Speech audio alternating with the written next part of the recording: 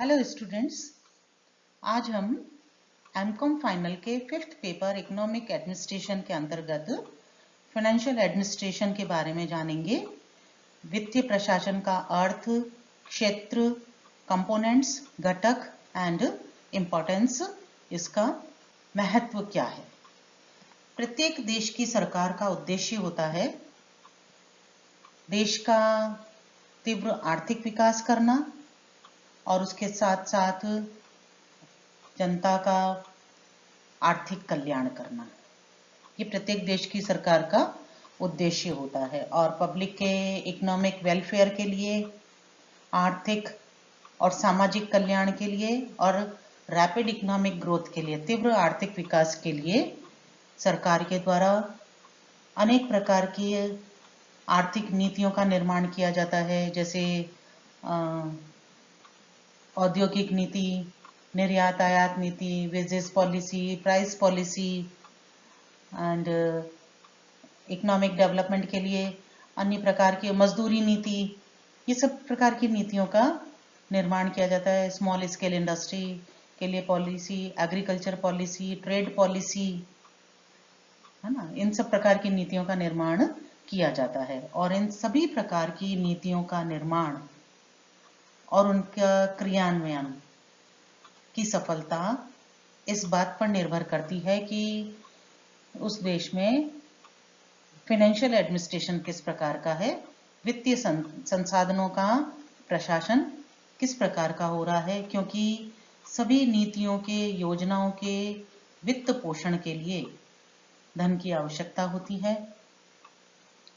तो ये सभी नीतियों के द्वारा सरकार आर्थिक कल्याण और आर्थिक विकास करना चाहती है और ये सब निर्भर करता है कि देश में जो विकास के संसाधन, जो वित्तीय सोर्सेज अवेलेबल हैं, मॉनेटरी सोर्सेज, उनका सरकार के द्वारा किस प्रकार से संग्रहण किया जा रहा है, कलेक्शन किया जा रहा है, सार्वजनिक स्रोत, आय के स्रोत क्या हैं, किस तरह से उनको कलेक्ट किया जाता है और किस प्रकार से सामाजिक न्याय, आर्थिक न्याय, इकोनॉमिक वेलफेयर और आर्थिक विकास के लिए विभिन्न योजनाओं पर अर्थव्यवस्था के विभिन्न क्षेत्रों में किस प्रकार से इसको व्यय किया जाता है, व्यय पर नियंत्रण किस प्रकार से स्थापित किया जा रहा है, किस प्रकार से जो लिमिटेड सोर्सेज हैं सार्वजनिक आय के, उनका ऑप्टिमम यूटिलाइजेशन किया जा रहा है।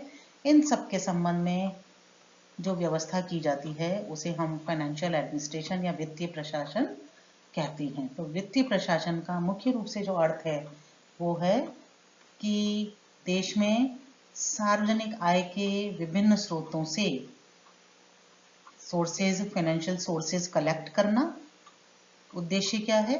देश का आर्थिक विकास करना और आर्थिक कल्याण करना। उनके लिए, उनके वित्त पोषण के लिए जो विभिन्न इनकम के सोर्सेज हैं उनसे आय प्राप्त करना और उसका व्यय करना, उन सोर्सेज का यूटिलाइजेशन करना, उपयोग करना।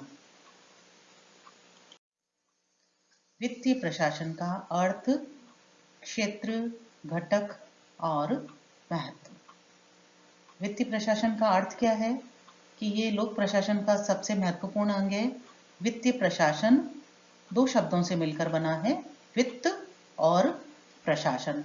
वित्त के अंतर्गत शामिल किए जाएंगे मौद्रिक संसाधन, जितने भी मॉनेटरी रिसोर्सेज उपलब्ध हैं नीतियों का या योजनाओं का वित्त पोषण करने के लिए। और कौन कौन से मेन सोर्सेज हैं? मेन सोर्स जो मॉनेटरी सोर्सेज हैं वो हैं टैक्स, कर के रूप में आय, और दूसरा जो मौद्रिक संसाधन जो बहुत इंपॉर्टेंट है and that is public debts, सार्वजनिक ऋण। ये मेन मौद्रिक संसाधन है। वित्तीय प्रशासन के अंतर्गत, वित्त के अंतर्गत मौद्रिक संसाधनों को शामिल किया जाता है और प्रशासन से अभिप्राय है वे सभी व्यक्ति, संस्थाएं, प्रक्रियाएं एवं नीतियां जिनके द्वारा एक पूर्व निर्धारित उद्देश्यों की पूर्ति के लिए, और पूर्व निर्धारित उद्देश्य क्या है? Rapid economic growth and economic and social welfare of the public, जनता का सामाजिक और आर्थिक कल्याण करना। इनके लिए वित्तीय या मौद्रिक संसाधनों का संग्रहण करना, कलेक्शन करना और उनका वितरण करना, अर्थात विभिन्न विकास योजनाओं के लिए उनका बंटवारा करना, ये वित्त प्रशासन के अंतर्गत शामिल किया जाता है। तो फाइनेंशियल एडमिनिस्ट्रेशन क्या हो गया? मौद्रिक संसाधनों का संग्रहण करना और उनका डिस्ट्रीब्यूशन करना विकास कार्यों के लिए, और इस तरह से करना कि minimum cost per maximum benefit को प्राप्त किया जा सके। वित्तीय प्रशासन का क्षेत्र क्या है? वित्तीय प्रशासन के अंतर्गत हम सार्वजनिक कोषों का संग्रहण, संरक्षण एवं वितरण करना, सार्वजनिक आय और व्यय में सामंजस्य स्थापित करना, ताकि ऐसा न हो कि आय बहुत अधिक है और एक्सपेंडिचर करने के लिए संसाधन या क्षेत्र नहीं मिल रहे हैं, या व्यय अत्यधिक है पर उसके लिए सार्वजनिक आय प्राप्त नहीं कर पा रहे हैं। इस तरह से नहीं होना चाहिए। सार्वजनिक आय के अकॉर्डिंग हम व्यय कर सकें, या जितना सार्वजनिक व्यय करना है उसके अनुसार सार्वजनिक आय प्राप्त कर सके, इस तरह की व्यवस्था करना। तो वित्तीय प्रशासन के अंतर्गत हम सार्वजनिक आय और व्यय में सामंजस्य स्थापित करना, सरकार की तरफ से विभिन्न साख कार्यक्रमों का प्रबंध करना, सरकार के वित्तीय मामलों पर नियंत्रण करना ताकि अपव्यय न किया जा सके संसाधनों का, इत्यादि कार्यों को शामिल किया जाता है। अतः वित्तीय प्रशासन का क्षेत्र इस प्रकार से है।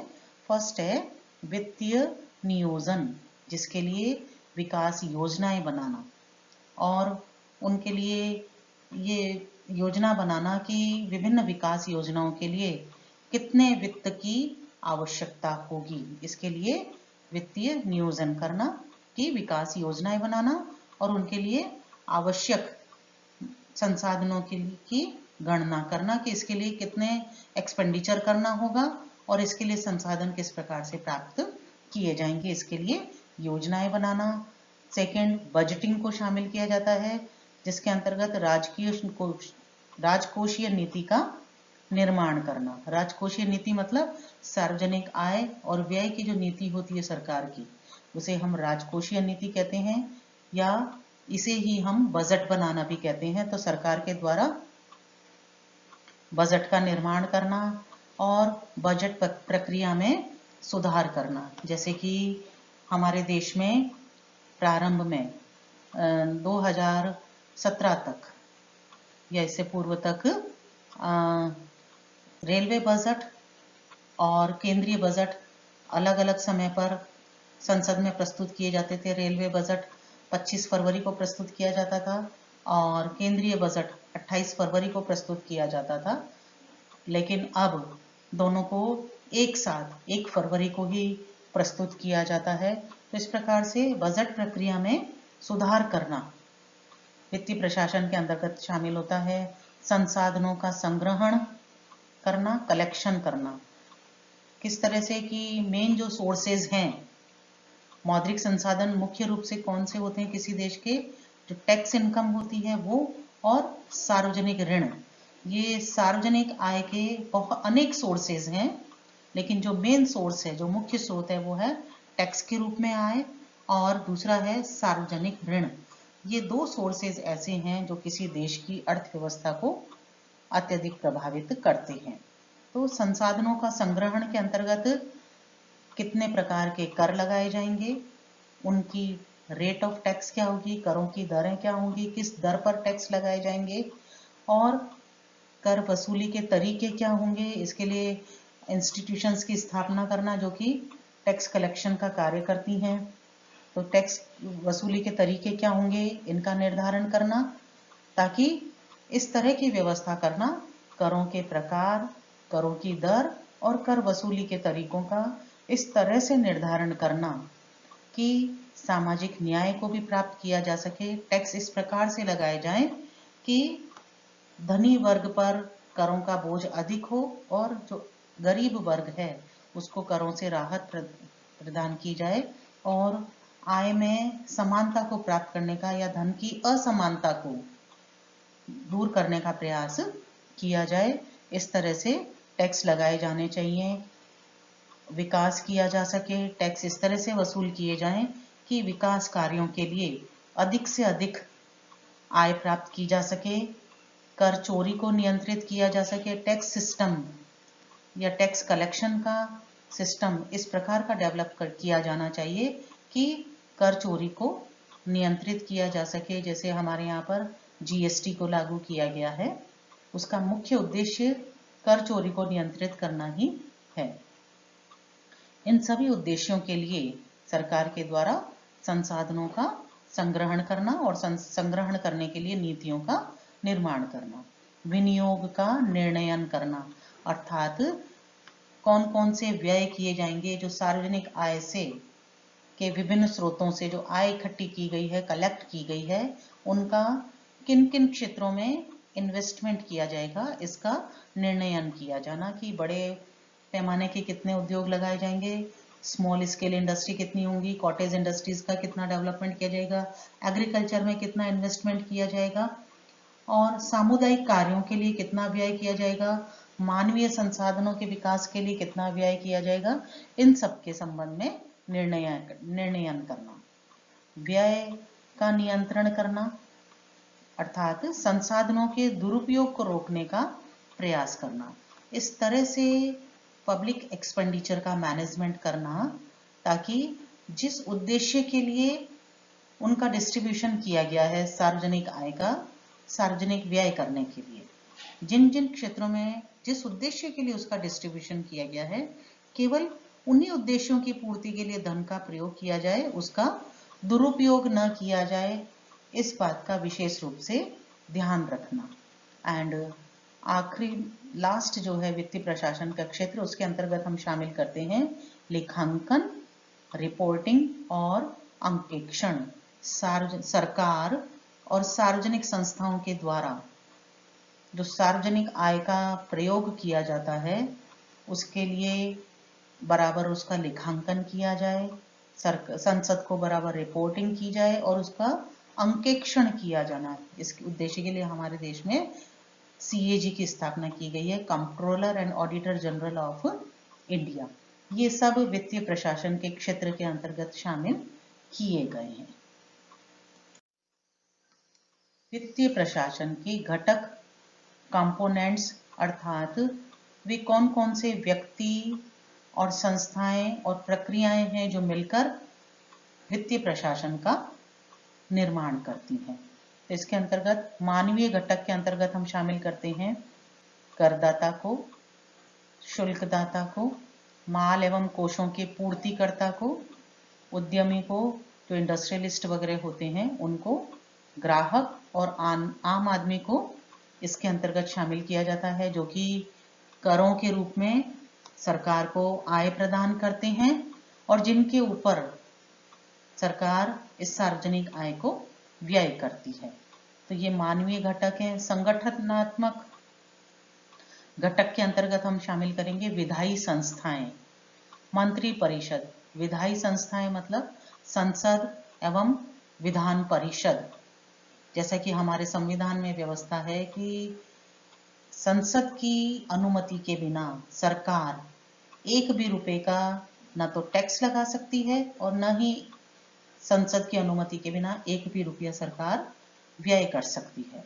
तो विधायी संस्थाओं की स्थापना करना, मंत्री परिषद, वित्त विभाग केंद्र सरकार का, फाइनेंस डिपार्टमेंट, प्रशासनिक विभाग एडमिनिस्ट्रेटिव डिपार्टमेंट जो कि करों के संग्रहण और उनके व्यय के संबंध में व्यवस्था करता है, निष्पादक विभाग जो क्रियान्वयन का कार्य करते हैं, लेखांकन, अंकेक्षण विभाग इत्यादि विभिन्न संगठन और संस्थाएं वित्तीय प्रशासन के घटक के अंतर्गत शामिल किए जाते हैं। प्रक्रिया, इसके अंतर्गत नियोजन प्रक्रिया, प्लानिंग, बजटिंग एंड नियंत्रणात्मक क्या क्या उपाय किए जाते हैं, इन सबको शामिल किया जाता है। ये सब मिलकर वित्तीय प्रशासन का निर्माण करते हैं। वित्तीय प्रशासन का महत्व, इंपॉर्टेंस। विकसित और विकासशील देशों, निजी और सरकारी संगठनों सभी में वित्तीय प्रशासन अत्यधिक महत्वपूर्ण है। प्रत्येक देश की सरकार सार्वजनिक आय के संसाधनों का इस प्रकार से संग्रहण एवं विनियोजन करना चाहती है कि न्यूनतम लागत पर अधिकतम सामाजिक कल्याण एवं विकास के लक्ष्य को प्राप्त किया जा सके।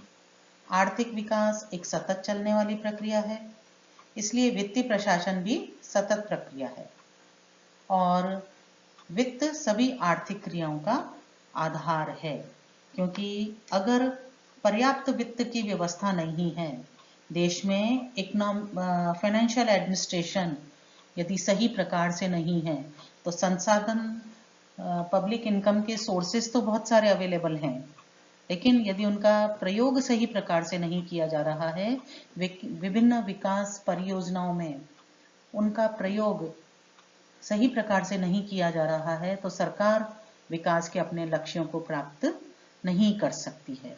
सार्वजनिक आय का प्रमुख स्रोत है टैक्स। टैक्स के रूप में सरकार सर्वाधिक आय प्राप्त करती है, लेकिन यदि टैक्स वसूल करने का सिस्टम सही नहीं है या करों की दरें उचित नहीं है, तो सरकार सोर्सेस तो अधिक प्राप्त कर सकती है, लेकिन फिर सामाजिक और आर्थिक न्याय या उसके कल्याण के लक्ष्य को प्राप्त नहीं कर सकती है। तो इस प्रकार से वित्तीय प्रशासन जो है वो सभी आर्थिक क्रियाओं का आधार है कि बिना वित्त के एक भी योजना को पूरा नहीं किया जा सकता। बिना सही यदि वित्त प्रशासन उचित नहीं है, तो पर्याप्त मात्राओं में संसाधन के होते हुए भी यह संभव है कि देश का आर्थिक विकास ना हो। इसलिए वित्त सभी आर्थिक क्रियाओं का आधार है। वित्त किसी भी संस्था के लिए रक्त के समान है, क्योंकि बिना धन के एक भी कार्य करना संभव नहीं है। किसी भी देश के आर्थिक विकास का स्तर उस देश के वित्तीय प्रशासन पर निर्भर करता है कि फाइनेंशियल एडमिनिस्ट्रेशन कितना है, जो सोर्सेज हैं सार्वजनिक आय के, जिसमें मेन सोर्स है टैक्स और सार्वजनिक ऋण, उनका किस तरह से ऑप्टिमम यूटिलाइजेशन हो रहा है, इस पर निर्भर करता है कि उस देश के आर्थिक विकास का स्तर किस प्रकार का होगा। भारत जैसे विकासशील देशों में जहां संसाधन सीमित हैं, संतुलित एवं तीव्र आर्थिक विकास के लिए उचित वित्तीय प्रशासन अत्यंत ही महत्वपूर्ण है। Thank you.